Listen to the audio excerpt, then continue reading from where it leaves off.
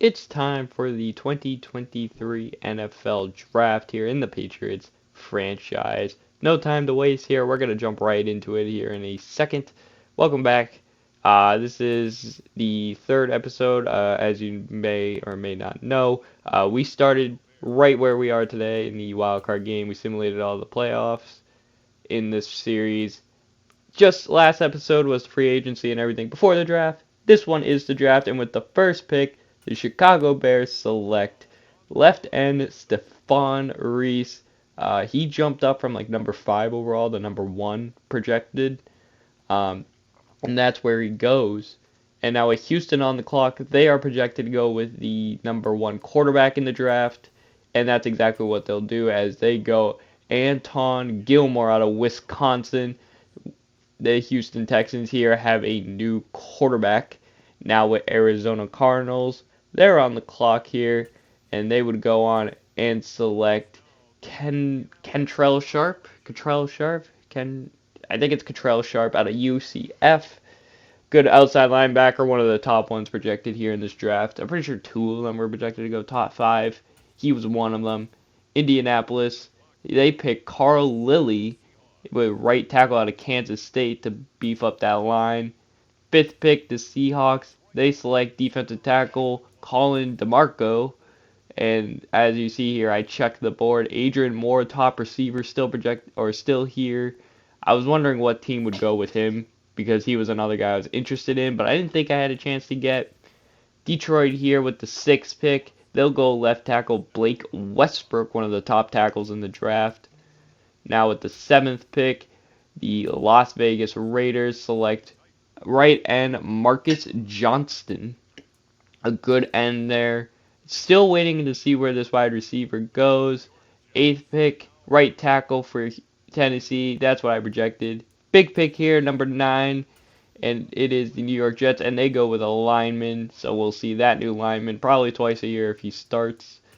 10th overall, they go left end out of Boston College, Nate Dunbar. Scrolling up here on the New England Patriots pick, the Eagles select Anthony McCoy, the Clemson corner. 12th pick here is now the Carolina Panthers, still with more on the board.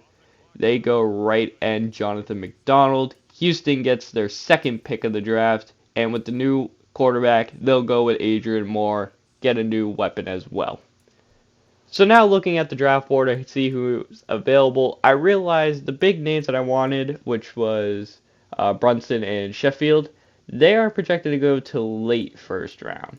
And you can see there are so many defensive tackles. J.D. Vick, I could have definitely went him, but then I would definitely not have the option of Sheffield and Brunson. And I definitely wanted either Sheffield or Kalen Brunson. So what I decided to do here, and I said Brunson, it's Branson, sorry. Um, I I'm just on the 2K mind right now. But what I decided to do is trade this pick to Jacksonville. Drop 12 picks in the draft. We get a 4th for later this draft, and then we get a 2nd for next year's draft, which I think was a good trade all around for us. And Jacksonville will go on to pick Kendrick Bridge, wide receiver out of Washington State, the consensus number 2 wide receiver here. Keep going in the draft. Packers get Keith Witherspoon, a corner, who stays in Michigan there. Carlos Henry, he will go to where would he go? Washington. Bohannon goes to Pittsburgh. J.D. Vick, well, we don't have to worry about drafting him now because he will go to Detroit here, which I believe I checked his ratings after the draft. I should have. DeLon Griffin, he goes. DeLon Nobles, I'm pretty sure it's just Dylan, but DeLon sounds cooler, so we're doing DeLon. Devontae Wise, the wide receiver I was interested in, he goes to New York. Here we keep going. Zeke Allison, D tackle, and back-to-back D tackles will go here as they go. No, that's a right tackle. When the D tackle? There is a back-to-back D tackle at some point in this draft, and I guess I just forgot where it was. Monday corner here, and then wide receiver Emmett Giles. So now we still have the option for both Sheffield and Branson, but I decided that Branson was probably going to be the better prospect for us, and we have our first pick here, and it is the top free safety in the draft, Kalen Branson. We did sign 2 free safeties in the free agency, but having that hidden development safety here is great. That way, we can try to replace the hole that McCourty has left. McCourty, of course, retired this past season, so yeah, we got to hold that free safety. We got 3 safeties. One of them's going to end up playing. You can see a few picks later, the Chiefs go Terrence Sheffield, so he was not too far after. We'll check out his stats.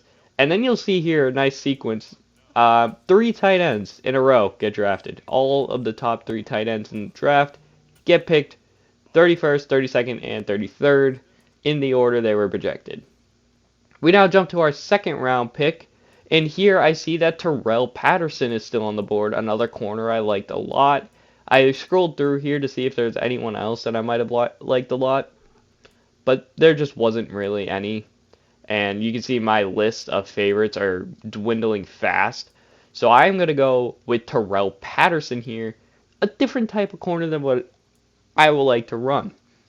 This corner here is a zone corner, obviously, as it says there. He does not have good man, potential to have good press, but I like the size, I like the physicals, and I think he could be good as a slot corner if I wanted him there. If not, he can get a year of development, and maybe he can ride the bench and do pretty good next year or in future years. So Terrell Patterson is our pick, and you can see he has normal development, which does kind of suck, but those physicals are going to be very helpful, because worst case scenario, we can throw him at return or something, get him some experience.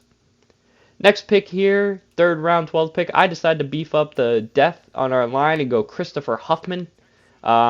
Nothing really stands out there. He's not the greatest prospect, but he had potential. And early 4th round, the other guy I was looking at, Ross Matthews, is also here. So I get 2 linemen to beef up our depth at offensive line.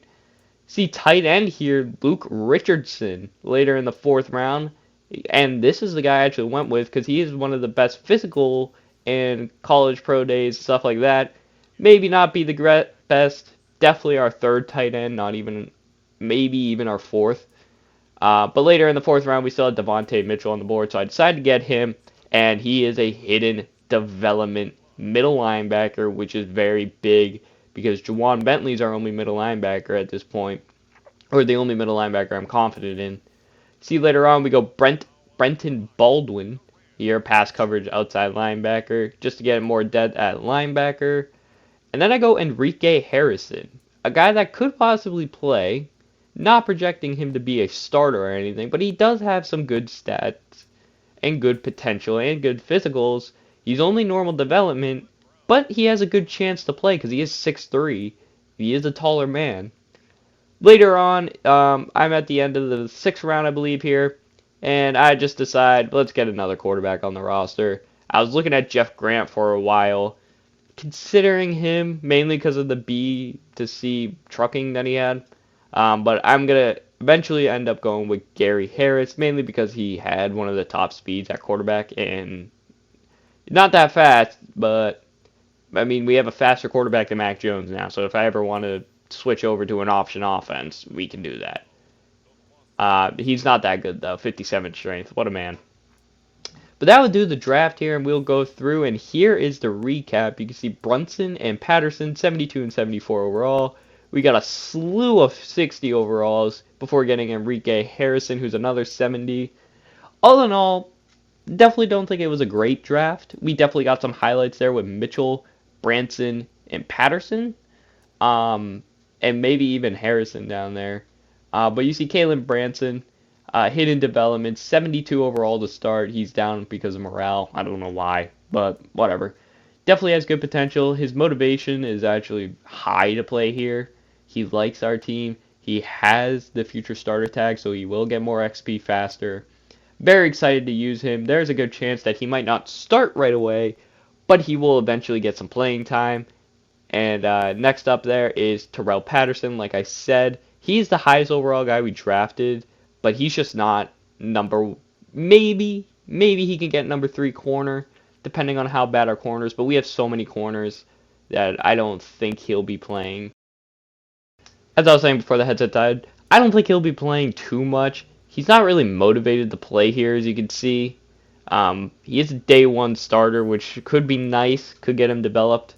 Another thing I saw afterwards was he had 99 injury, which means he is pretty healthy. He just doesn't have great stamina.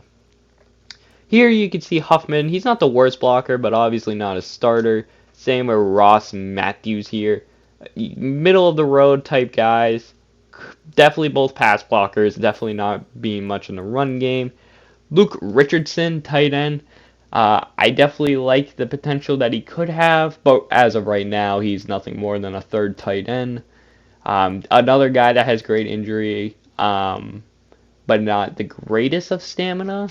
Stamina, I'm sure, is not too important to start the year, but later on, it's going to be a big role.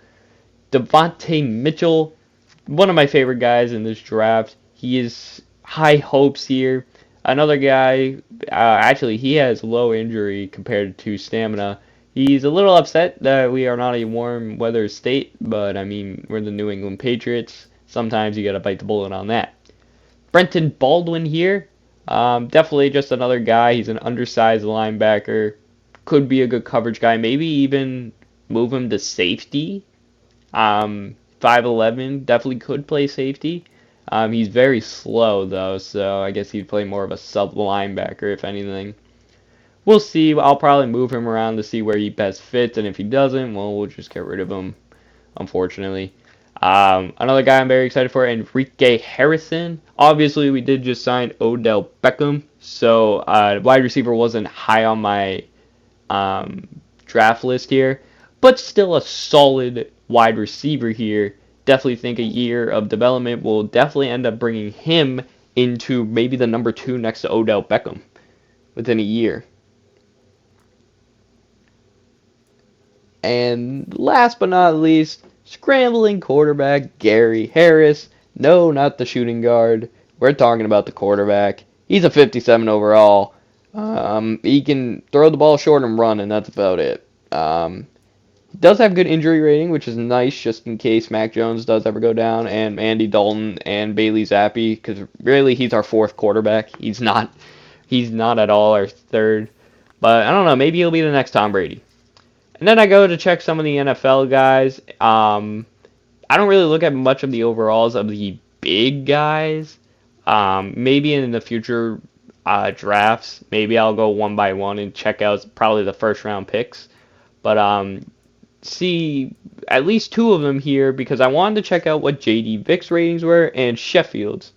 J.D. Vick, 75 overall, but he only has normal development, which kind of surprised me. Thought he would be great. He's not exactly happy with the Detroit team looking, but I mean he's definitely good. Even with the normal development, he's good. So he was all right. Probably would still rather Branson over him. And then I go check later on to check out how Sheffield's ratings were, and he was a 76 boosted to a 77 right now, which is great, but he's still normal development. So even with the overalls or Branson's overall being lower, I still think that Branson was the smarter pick here because the hidden development's going to help him a lot more, and giving him playing time, he might end up being well. Another funny thing here is Houston Texans, yeah, they got the quarterback in the first round. They also drafted Rashad Ivory in the 6th round. Hidden development 77 overall wide receiver. Yeah. Oh, and they picked up Adrian Moore as well. So they now have a 1-2 of hidden development wide receivers as well as a rookie quarterback. The Texans could be something in a few years. Don't sleep on them. They have Dameon Pierce. Adrian Moore just looks amazing, by the way. Day 1 definitely looks very good. But yeah, I just thought that was pretty funny. We did have the chance to get Ivory. We did not. But that will be the end of the recap here. I'll quickly scroll through our roster, but I'm working on through the preseason. Like I said, I'm probably not going to show the preseason. I'll probably show you the stats of the preseason and the cuts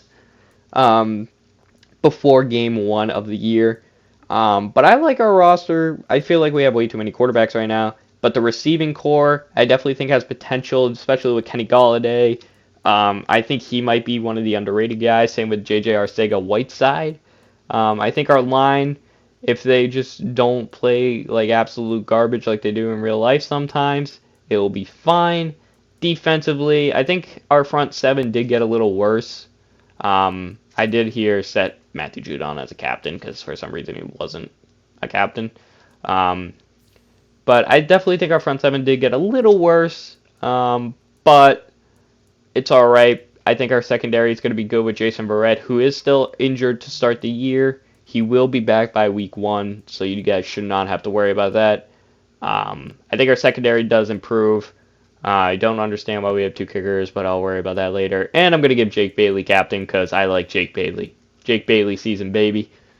Guys, thank you all for watching this episode of the New England Patriots franchise. Next episode should be the, the stat review of the, the preseason, as well as game 1 of year 1. Guys, thank you all for watching this episode, and until next time, I will talk to y'all later. Very excited to start this series, I should say. I should tell you guys. I'm out. Peace.